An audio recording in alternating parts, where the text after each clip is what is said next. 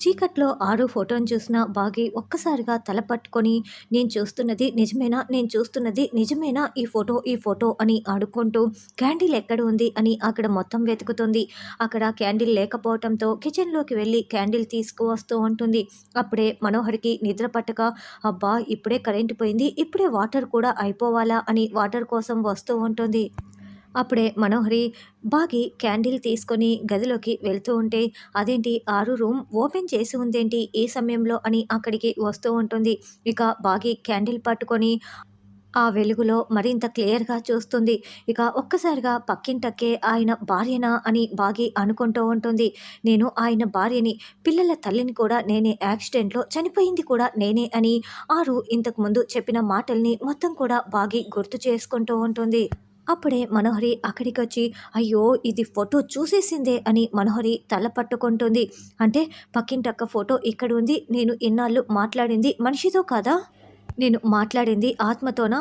అక్క ఆత్మనా? అంటే పక్కింటక్కే ఆయన భార్యనా? అని బాగి అనుకుంటూ చాలా షాకింగ్‌గా ఫోటో వైపు తదేకంగా చూస్తూ ఉంటుంది. అప్పుడే అమర్‌కి మెలకువ వస్తుంది. బాగి ఏంటి ఈ సమయంలో ఎక్కడికి వెళ్ళింది అని గది నుండి బయటికి వస్తాడు.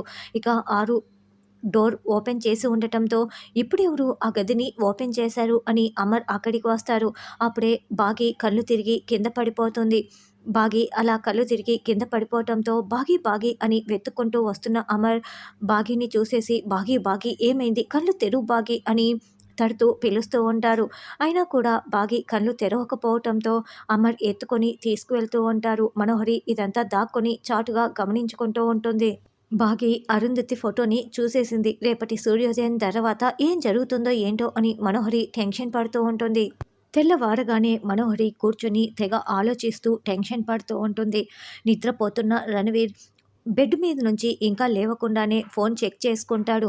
అదేంటి మిడ్‌నైట్ నుండి మనోహర్ దగ్గర నుంచి చాలా మిస్డ్ కాల్స్ ఉన్నాయి అని వెంటనే ఫోన్ చేసి, ఏంటి మనోహరి ఎందుకు అన్ని సార్లు కాల్ చేశావు? రాత్రి నుంచి మిస్డ్ కాల్స్ చాలా ఉన్నాయని అడుగుతూ ఉంటే, రణవీర్ నీకు బుద్ధుందా లేదా? అసలు ఏం చేస్తున్నావు? ఎన్ని సార్లు నీ కోసం కాల్ చేయాలి అని మనోహరి అరుస్తూ ఉంటుంది. దయ్యాలు తిరిగే వేళ ఫోన్ చేస్తే ఎవరు చూసుకుంటారు మనోహరి? నేను నిద్రపోతున్నాను అని రణవీర్ అంటాడు. ఇప్పుడు దయ్యం కథ మొదలవుతోంది అని మనోహరి అంటే, కొంపతీసి బాగి అమర్‌కి మొత్తం నిజం చెప్పేసిందా ఏంటి అని రణవీర్ మనసులో అనుకుంటూ, ఏం మాట్లాడుతున్నావు మనోహరి అని అడగటంతో, ఆ బాగి అరుంధతి ఫోటోని చూసేసింది అని మనోహరి చెప్తుంది. ఎప్పుడు అని రణవీర్ అడగటంతో నిన్న నైట్ అని మనోహరి చెప్తుంది. ఇంకా అది నిద్ర లేవలేదు అని మనోహరి చెప్పటంతో, అదేంటి వరుసగా అన్నీ ఇలా జరిగిపోతున్నాయి. నిన్న బాగీకి నీ గురించి నిజం తెలిసిపోవటం, ఈరోజు ఫోటో చూసేయటం అని రణవీర్ అంటాడు. అదే కదా నాకు కూడా అర్థం కావటం లేదు.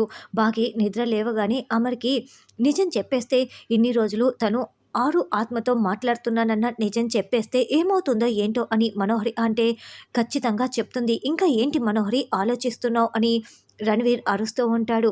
ఒకవేళ అలా కనుక జరిగితే వన్ బై వన్ అన్ని నిజాలు తెలిసిపోతాయి. ఎలా అని మనోహరి అంటుంది. అందుకే నువ్వు అక్కడి నుంచి వచ్చేసేయి మనోహరి. ఎక్కడికైనా దూరంగా పారిపో, అక్కడ ఒక్క క్షణం కూడా ఉండకు అని రణవీర్ అంటాడు. ఏంటి ఇన్ని రోజులు నేను ఇంత చేసుకువచ్చింది పారిపోవటానికా? దూరంగా నేనెందుకు వెళ్తానని మనోహరి అంటుంది. నువ్వు వెళ్ళకపోతే అమర్ నిన్ను చంపేస్తాడు, ప్రాణాలతో ఉండనివ్వడు. మరి నువ్వు ప్రాణాలతో ఉండాలంటే పారిపోవాల్సిందే అని రణవీర్ అంటాడు. ఊరికే నన్ను భయపెట్టకు రణవీర్, అసలది ఆత్మ గురించి చెప్తుందో లేదో తెలుసుకోవాలి కదా అని మనోహరి అంటుంది. ఇంత జరిగిన తర్వాత చెప్పకుండా ఎందుకు ఉంటుంది మనోహరి?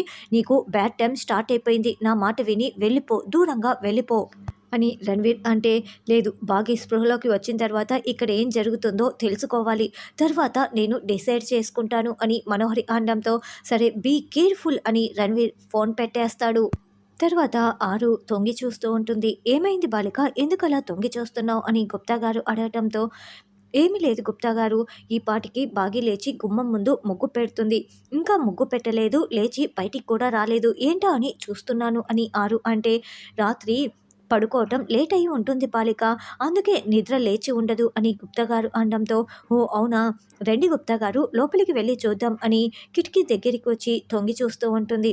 అప్పుడే అమర్ లేచి వచ్చి హాల్లో కూర్చొని ఉంటే, గుడ్ మార్నింగ్ సార్, ఈరోజు ఆఫీస్కి అని చెప్తూ ఉంటే, ఒక అరగంట ఆగి వెళ్దాం రాతోడు, బాగి ఇంకా నిద్ర లేవలేదు అని అమర్ చెప్తాడు. "అదేంటి సార్ మిస్సమ్మ రోజు ఉదయాన్నే నిద్ర లేచేస్తుంది కదా" అని రాథోడ్ అంటే, "రాత్రి బాగి కళ్ళు తిరిగి స్పృహ కోల్పోయింది రాథోడ్. ఇంకా నిద్ర లేవలేదు" అని అమర్ చెప్తాడు. "అయ్యో! నా చెల్లి కళ్ళు తిరిగి స్పృహ కోల్పోయిందంట. నా చెల్లికి ఎలా ఉందో ఏంటో" అని ఆరు పరుగులు పెడుతూ బాగి ఉన్న గది దగ్గరికి వెళ్తూ ఉంటుంది. "అదేంటి సార్ మిస్సమ్మ కళ్ళు తిరిగి పడిపోవటం ఏంటి" అని రాథోడ్ అడగటంతో, "అదే రాథోడ్ నాకు కూడా అర్థం కావటం లేదు. రాత్రి నేను నిద్ర లేచేసరికి బాగి నా పక్కన లేదు. ఏంటా అని చూస్తే ఆరు గది తెరిచి ఉంది. అక్కడికి వెళ్లి చూస్తే బాగి ఏమో స్పృహ కోల్పోయి ఉంది" అని అమర్ చెప్తాడు. అప్పుడే మనోహరి కూడా గది దగ్గరికి వచ్చి బాగిని తొంగి చూసుకుంటూ ఉంటుంది. "అయ్యో! బాగి ఇంకా నిద్ర లేవలేదే, ఏమై ఉంటుంది" అని ఆరు కంగారు పడుతూ ఉంటుంది. అప్పుడే మనోహరిని గమనించేసిన ఆరు, "ఈ దొంగ మొహందేంటి ఇలా చూస్తోంది? కొంపతీసి రాత్రి బాగిని ఇదేమైనా చేసి ఉంటుందా" అని ఆరు అనుకుంటూ ఉంటే అప్పుడే అమర్ రాథోడ్ పైకి వస్తూ ఉంటారు. "అయ్యో! అమర్ వస్తున్నాడు" అని మనోహరి పరిగెత్తుకుంటూ అమర్‌కి ఎదురు వెళ్ళి, "అమర్, బాగి ఏంటి ఇంకా నిద్ర లేవలేదు" అని అడుగుతూ ఉంటుంది. రాత్రి బాగి అని చెప్పబోతూ ఉంటే బాగి అప్పుడే లేచి కూర్చుంటుంది. ఇక అమర్ పరిగెత్తుకుంటూ బాగి పక్కనే కూర్చొని, "బాగి, ఆర్ యూ ఓకే? రాత్రి ఏమైంది? ఎందుకు నువ్వు స్పృహ కోల్పోయావు? అలా కళ్ళు తిరిగి పడిపోయావు" అని అమర్ ప్రశ్నిస్తూ ఉంటాడు. "నీకు ఒంట్లో బాగోలేకపోతే చెప్పు మిస్సమ్మ. ఈరోజు మా సారు ఆఫీస్‌కి సెలవు పెడతాడు" అని రాథోడ్ చెప్తాడు. "హాస్పిటల్‌కి వెళ్దామా బాగి" అని అమర్ అంటాడు. "అవసరం లేదండి. నేను బాగానే ఉన్నాను" అని బాగి చెప్తుంది. "మరి ఎందుకు పడిపోయావు మిస్సమ్మ? నిజం చెప్పు. లేకుంటే మా సార్ సెలవు పెడతారులే" అని రాథోడ్ చెప్తూ ఉంటాడు. "నాకేం కాలేదు రాథోడ్. బాగానే ఉన్నానని" బాగి చెప్తుంది.